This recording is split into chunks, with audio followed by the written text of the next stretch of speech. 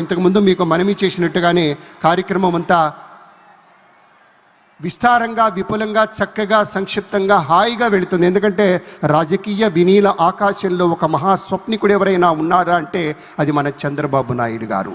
అధ్యయనం, ఆలోచన, ఇవి రెండే కళ్ళు. జనహితం, ప్రజామతం, ఆయన నమ్మిన దేవుడి రూపం. ఆ విధంగా చంద్రబాబు నాయుడు గారు రాబోయే ఎన్నికల కోసం కాదు, రాబోయే తరాల కోసం కృషి చేస్తాడు. కాబట్టే నిజమైన నేతగా ఉంటాడు.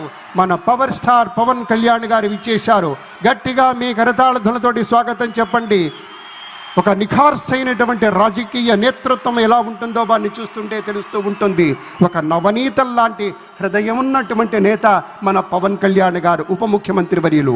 రసగీతంలా మాధుర్యభరితంగా ఉంటుంది ఆయన ఒక ఆలోచన సరళి. ఒక ఔదార్యం కనపడుతుంది, ఒక ఔన్నత్యం ఉంటుంది. సదా వందనీయమైనటువంటి ఆదర్శం ఆయన మాటలో, ఆయన చేతలో స్ఫుటంగా కనిపిస్తుంది. కాబట్టే జనసేన మొత్తం ఎంతో విస్తృతమైనటువంటి రీతిలో గట్టిగా, మనస్ఫూర్తిగా మన పవర్ స్టార్కి స్వాగతం చెప్తారు. ఎందుకంటే ఆయన రేపటి రోజు మాత్రమే చూడడు. మన చంద్రబాబు గారిలా ఒక దీర్ఘగామి, దీర్ఘదర్శి. అలాగే ఒక దీర్ఘదర్శిగానే ఉండటం మాత్రమే కాదు, శీఘ్రగామి. అనుకున్న పనులు చిటికలో సాధించుకుంటూ వెళ్ళాలి, దానికి కావలసిన తోటి విజన్ తోటి ముందుకెళ్ళాలి అంటాడు.